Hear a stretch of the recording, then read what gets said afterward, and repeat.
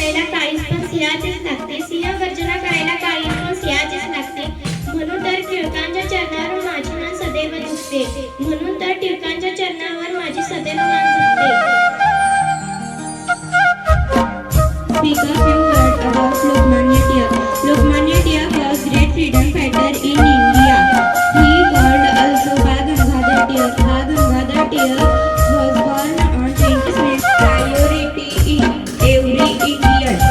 Lokmanya Tilak was famous slogan is Swaraj is my birthright and I shall have it. यांना त्यांचे कुटुंबीय बाळ म्हणत. त्यांचे मूळ नाव केशव गंगाधर टिळक होते. त्यांनी स्वातंत्र्य मिळवण्यासाठी खूप प्रयत्न केले व स्वराज्य